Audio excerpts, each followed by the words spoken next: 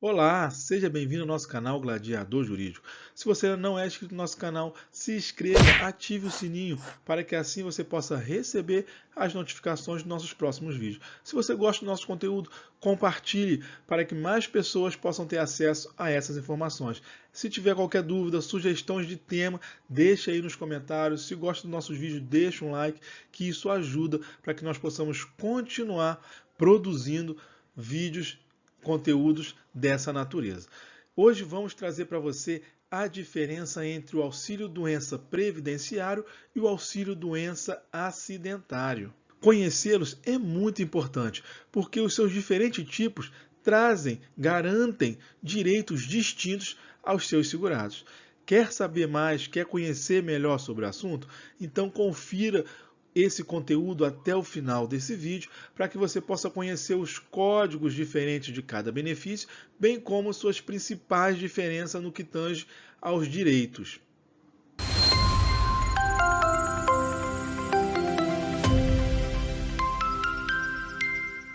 O auxílio-doença é chamado de benefício por incapacidade temporária pela legislação brasileira.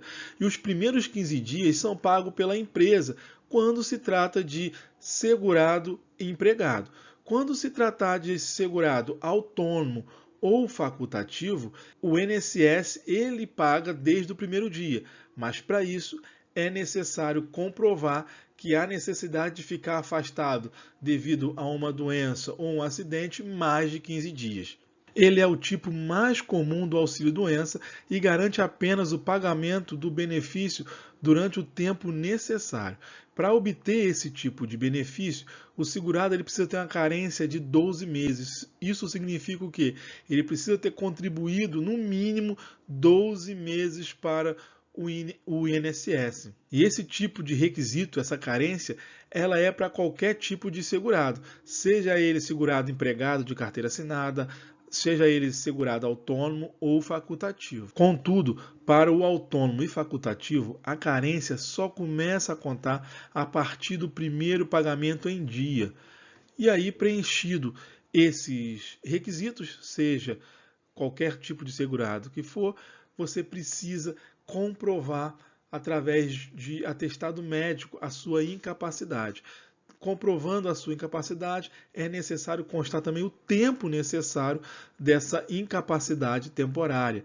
E aí, diante disso, você, com seu laudo, vai até marcar a perícia no INSS e vai ser também diagnosticado por um perito do INSS. E aí, se o perito do INSS entender que realmente é caso de afastamento, ele vai lá conceder o auxílio-doença e deixar, né, um tempo determinado para que você possa ficar afastado do trabalho. Outra coisa importante é o seguinte: as 12 contribuições elas são requisitos indispensáveis no caso do auxílio doença previdenciário. Se você não tiver as 12 contribuições, por mais que você comprove a incapacidade, você não consegue a concessão desse benefício. Outro ponto importante a ser mencionado é o seguinte: a lei ela traz algumas doenças determinadas que não precisa de carência. E aí é uma exceção à regra. Vamos deixar essas doenças tragas, né, já discriminadas pela lei, aqui na descrição do vídeo. Ou você, após o final do vídeo, ou você pausa aí e dá uma olhadinha lá na descrição, ok? Então esses são os principais pontos a respeito do auxílio-doença previdenciário. Agora vamos falar um pouquinho a respeito do auxílio-doença acidentário, que tem o código de B91. Para esse tipo de benefício, o tipo de afastamento deve necessariamente ocorrer por meio de uma doença ocupacional ou um acidente de trabalho. Logo, em consequência disso também, nós já logo afastamos a possibilidade do segurado autônomo ou facultativo ser enquadrado no auxílio acidentário da espécie B91. Como nós falamos antes, eles podem requerer, mas vai ser sempre na espécie B31, que é o auxílio doença previdenciário. Então vamos entender um pouquinho melhor isso aqui. Acabamos de explicar que o auxílio acidente, ele é quando é um acidente de trabalho ou quando ocorre uma doença ocupacional. Então, quando ocorre um acidente de trabalho, a empresa ela precisa emitir o CAT. O que significa isso? Comunicação de acidente de trabalho. E quando isso ocorre, a empresa geralmente não resiste, ela não tem resistência em emitir esse CAT. O problema todo está quando a gente se depara com a outra possibilidade, que é a doença ocupacional. Quando é a doença ocupacional, o que é isso? Isso é algum tipo de doença em decorrência do ambiente, da função que você exerce no trabalho, seja psicológica, seja psiquiátrica ou seja física. E aí, quando isso acontece, a empresa ela tem uma resistência muito grande de emitir o CAT.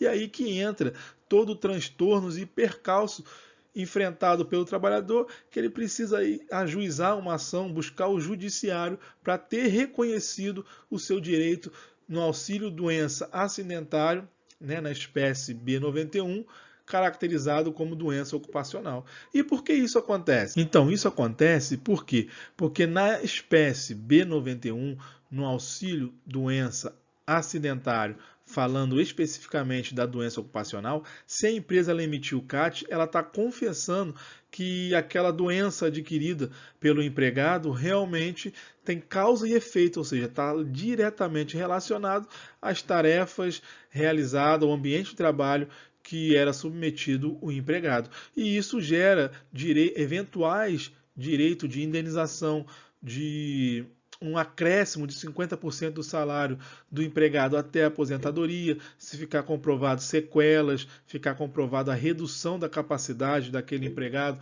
de exercer aquelas funções ali que ele exercia em decorrência dessa doença ocupacional. Então, por isso que as empresas elas têm essa resistência e, geralmente, para enquadrar nesse tipo de auxílio acidentário relacionado à doença ocupacional, ela é, em regra, feita diante o judiciário, porque o segurado ele não consegue de outra forma a não ser buscando os seus direitos perante a justiça. E aí a primeira diferença que nós temos é o seguinte: no auxílio doença acidentário não existe carência. Então, se eu comecei a trabalhar hoje e tive um acidente no trabalho, no primeiro dia de trabalho, eu já vou conseguir a concessão desse benefício. Geralmente, quando se fala a respeito de doença ocupacional, se demanda um pouco mais de tempo, mas nada impede também que nos primeiros dias de trabalho você seja exposto a um tipo de produto químico, enfim, que ocasiona, né, uma doença, e aí também você consegue, sendo comprovado, você consegue se enquadrar no benefício acidentário. Essa é a primeira diferença. A segunda diferença é o seguinte: no auxílio acidentário, o patrão, né, a empresa, é obrigada a recolher o FGTS. Já no auxílio doença previdenciário, não é obrigado. Então, se eu tiver lá no auxílio doença previdenciário espécie B31, a empresa não precisa ficar recolhendo o FGTS. E por fim, mas não menos importante, no auxílio doença acidentário, após a cessação, após o término, quando você se retorna para o trabalho, você tem uma estabilidade provisória de 12 meses. Já no auxílio doença previdenciário, isso não existe. Portanto, fiquem atentos na espécie do afastamento que se deu pelo INSS, uma vez que isso que determinará a abrangência dos direitos que você terá. Caso você identifique que não foi dado corretamente o código de afastamento para o auxílio-doença, é importante que você recorra à justiça para tentar alterar e mudar essa situação conforme a realidade dos fatos, o que de fato realmente aconteceu. Então é isso. Espero que você tenha gostado, espero que essa informação tenha sido útil para você, tenha sido esclarecedora. E se você gostou, deixe o seu like e compartilhe para que mais pessoas possam ter acesso a essas informações. Lembrando, um forte abraço, avante sem vacilar!